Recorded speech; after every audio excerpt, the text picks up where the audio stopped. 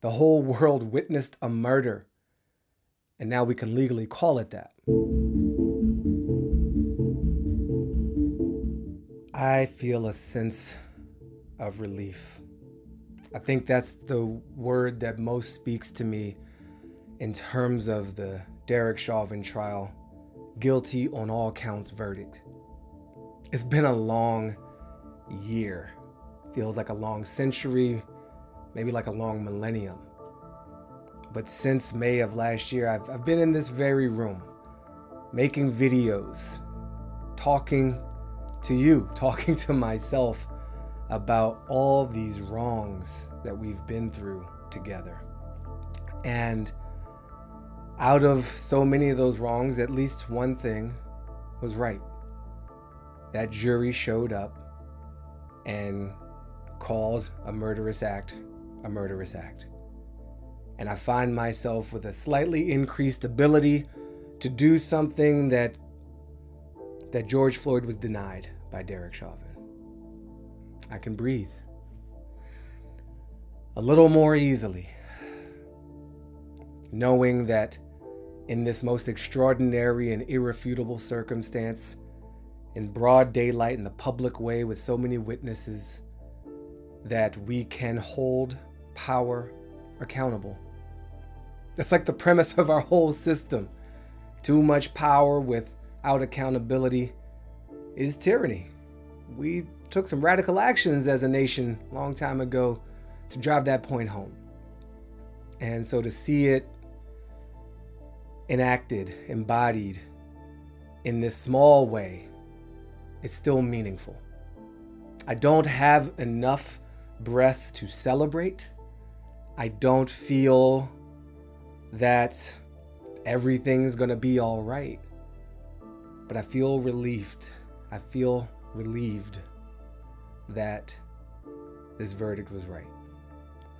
And there is a weight we've all been carrying. The whole world witnessed a murder, and now we can legally call it that. And we've been carrying this weight, this trauma. The people of Minneapolis, the people of Minnesota, the people of the United States, the people of Earth have been carrying the trauma of witnessing this. I feel gratitude for those witnesses who were there on the scene, who tried to intervene, who spoke up for and testified literally on behalf of the life of George Floyd. I have gratitude for the prosecutorial team, for the journalists who told the stories, for the people in the streets, without whom I am certain this would not have happened. And I feel a sadness that I know this is rare. It's so rare to have a police officer charged, much less put on trial, much less convicted. It's so rare. And it's not because this doesn't happen more often. It does. It just doesn't happen as perfectly, as irrefutably as this instance. So the rarity of this still sits with me. And I'm not satisfied by even a handful more guilty verdicts for people who are guilty. I still want to live in that world where the encounters which lead to this are themselves more rare. We should not be sending armed, unaccountable people to resolve all kinds of problems for which they are underqualified. We should not be rewarding abusive behavior. We need accountability for those we give power to, and we need to be more careful about who we give power to in the first place.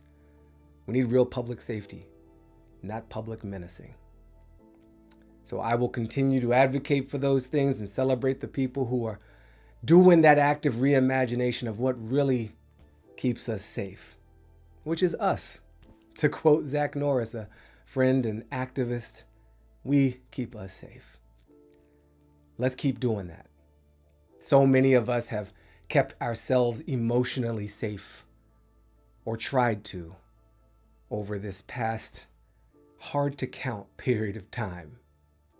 And I hope today, I hope this moment, I hope this verdict Knowing it doesn't solve everything, I hope at least it brings some sense of relief and gives us all an opportunity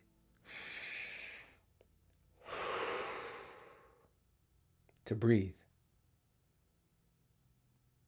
Thanks.